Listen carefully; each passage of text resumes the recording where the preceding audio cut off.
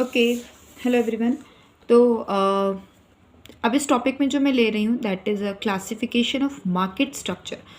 सिर्फ रफली इंफॉर्मेशन है, इंफॉर्मेटिव है ये कि किस तरह से हमारा जो मार्केट स्ट्रक्चर है, तो हम कैसे बोलेंगे कि कौन सा मार्केट हमारा कैसा मार्केट है, तो उसको हमने थोड़ा सा क्लासीफाइड किया है। क्लासीफाइड के लिए मैंने यहाँ पे दो कैरेक्टरिस्टिक्स लिए हैं, यानी कि number of firms and nature of product. किस तरह का प्रोडक्ट होगा, होमोजीनियस होगा या डिफरेंशिएट होगा।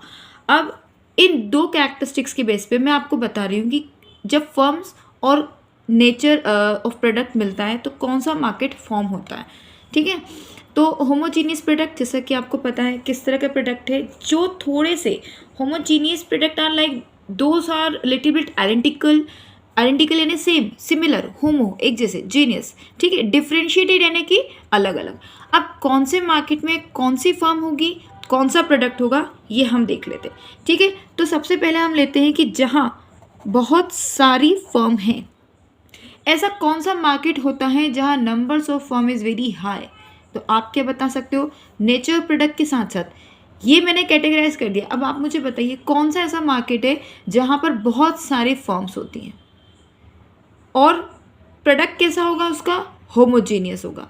तो एक फर्म मेनी, प्रोडक्ट होमोजीनियस, उसको हम बोलेंगे परफेक्ट कंपटीशन या परफेक्ट मार्केट। ठीक है, सेकेंड चीज़, मेनी फर्म है और डिफ्रेंशिएटेड प्रोडक्ट है, ये कौन सा कंपटीशन होगा, मोनोपोलिस्टिक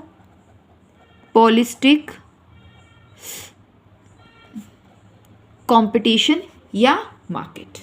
ठीक है, समझ गए अब आप लोग। इसको हमने रिलेट किया है दो चीज़ों को लेकर के। मैं मार्केट एक बार शॉर्ट में लिख रही हूँ, इसके बाद में नहीं लिखूंगी।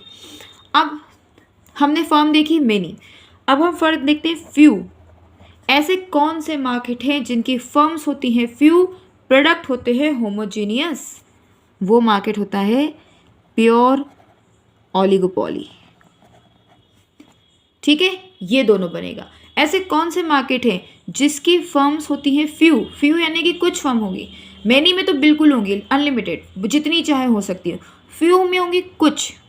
ठीक है, अब इस कुछ का कोई नंबर नहीं है इसलिए वी आर कॉलिंग इट कुछ। ठीक है, यहाँ होगी प्योर ओलिगोपोली और डिफ्रेंशिएटेड ओलिगोपोली। ओलिगोपोली, मोनोपोली, इन सारे कॉन्सेप्ट को हम लोग सेपरेटली डिस्कस करेंगे। यहाँ हम सिर्फ ये देख रहे हैं कि अगर हमें मार्केट स्ट्रक्चर करना है तो मैं क्या लूँगी, एक इंग्रेडिएंट लूँगी फ्यू फर्म्स और प्रोडक्ट होगा होमोजीनियस। जब फ्यू फर्म्स और होमोजीनियस होगा तो निकल के आएगा प्योर ओलिगोपोली। जब मेनी फर्म्स और डिफ्रेंशिएटेड प्रोडक्ट होगा तो निकलेगा मोनोपोलिस्टिक कंपटीशन। जब फ्यू फर्म और डिफ्रेंशिएटेड प्रोडक्ट होगा तो निकल के आएगा डिफ्रेंशिएटेड ओलिगोपोली। ठीक है, आ जाते हैं टू पर। जब हमारे पास नंबर ऑफ फर्म सिर्फ दो हों, सिर्फ दो नंबर ऑफ फर्म होने पर हमारे पास आ जाती है और होमोजीनियस प्रोडक्ट, फर्म दो हैं, प्रोडक्ट एक जैसा ही चल रहा है, दैट इज कॉल्ड होमोजीनियस। इसको बोलेंगे डियोपॉली। डियोपॉली जिसको आप रिलेट कर सकते हो, याद रख सकते हो, डियो, डियो यानी टू, ये तो हमको पता ही है। अब टू फर्म्स हैं लेकिन डिफ्रेंशिएटेड प्रोडक्ट हैं, तो ये भी हमारे पास डियोपॉली में ही आएगा। यानी कि डियोपॉली एक ऐसा कॉन्सेप्ट है जिसमें होमोजीनियस प्रोडक्ट भी हो सकते हैं और डिफ्रेंशिएटेड प्रोडक्ट भी हो सकते हैं। ठीक है, सिमिलरली अब हमारे पास आती है एक फर्म, सिर्फ एक फर्म है हमारे पास, कोई और कंपटीशन ही नहीं है। अब अगर एक फर्म है और वो होमोजीनियस प्रोडक्ट बना रही है, उसको हम बोलते हैं मोनोपोली।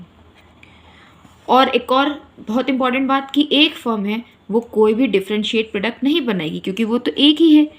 जब फर्म एक है तो वो कैसे अलग अलग प्रोडक्ट बना सकती है, नहीं बना सकती ना।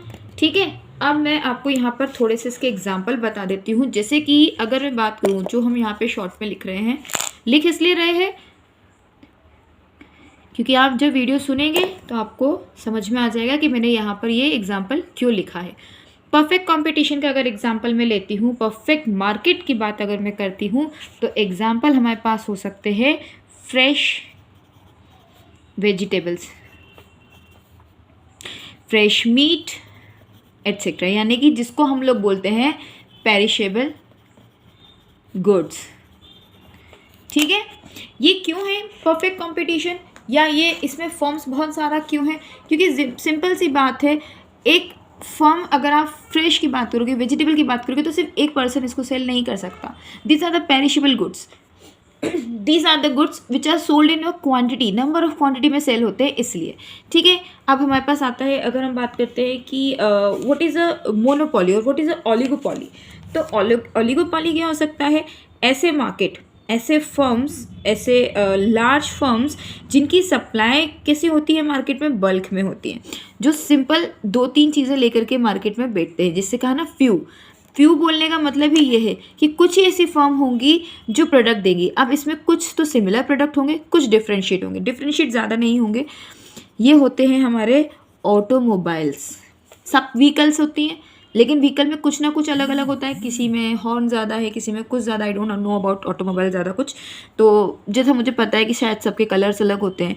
मुझे ज़्यादा नॉलेज ही नहीं है बिल्कुल, बाइक्स का तो बिल्कुल भी नहीं पता है, but still I have to give you example, so that's what I am giving here. आप मुझसे टीवी सेट के बारे में बात कर सकते हो, टीवी चैनल्स के बारे में बात कर सकते हो, और मोबाइल फ़ोन्स के बारे में भी थोड़ा बहुत मुझे मालूम है. तो these are something you know oligopoly में आता है, जहाँ पे होमोजीनियस यानी एक जैसे ब्रांड भी होंगे, एक जैसे प्रोडक्ट भी होंगे, डिफ्रेंशिएटेड यानी कि कुछ थोड़ा बहुत अलग अलग भी आपको मिलेगा.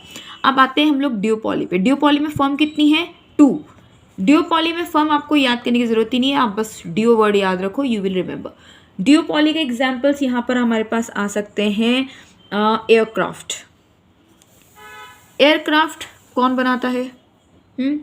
या जो एक एयर बसेस होती हैं, ये कुछ ऐसे प्रोडक्ट हैं जो बहुत ज़्यादा बल्क में नहीं बनते हैं. They are actually producing in less number of quantity, तो इसलिए इनके लिए 1-2 फर्म ही बहुत होती हैं. ठीक है, and the last one that is a king of the market, जिसको हम बोलते हैं मोनोपोली. मोनोपोली को हम लोग बोलते हैं सिंगल सेलर. सिंगल सेलर है, यहाँ एक ही सेलर है, किंग ऑफ द मार्केट है, वही अपना पूरा का पूरा मार्केट में प्रोडक्ट को अवेलेबल रखता है. इसकी क्या एग्जाम्पल हो सकते हैं? इसके एग्जाम्पल होंगे हमारे पास इलेक्ट्रिसिटी बोर्ड.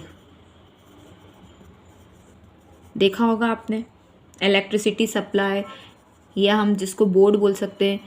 अब हम भोपाल में बैठे हैं, मध्य प्रदेश में बैठे हैं, तो हमारे यहाँ पे चलता है MPEB, Madhya Pradesh electric board. ये मोनोपोली जो बेसिकली होते हैं गवर्नमेंट के. ठीक है, तो ये टॉपिक यहाँ पर हम इसको एंड कर रहे हैं. ओके, मैंने आपको मोनोपोलिस्टिक कंपटीशन का एग्जांपल मैं आपको यहीं समझा देती हूँ. मोनोपोलिस्टिक जैसे कि मेनी फर्म्स हैं, बहुत सारी फर्म्स हैं, लेकिन प्रोडक्ट बहुत डिफ्रेंशिएट हो रहे हैं. मतलब कि यहाँ पर आप ले सकते हो कंप्यूटर एसेसरीज, जैसे कि माउस और कीबोर्ड एट्सेट्रा. ठीक है, कंप्यूटर एसेसरीज. तो ये एक समरी था. अब नेक्स्ट जो भी वीडियो होगी, क्लास होगी, उसमें हम इन सारे जो भी मार्केट फॉर्म्स हैं उनको सेपरेटली पढ़ेंगे with their features, there meaning, their function etcetera. तो दैट विल बी गुड. पर अभी ये आपके लिए सारा का सारा सिर्फ एक नॉर्मल रिवीजन है, दैट यू शुड नो कि how to differentiate between the markets. Okay, bye, happy reading.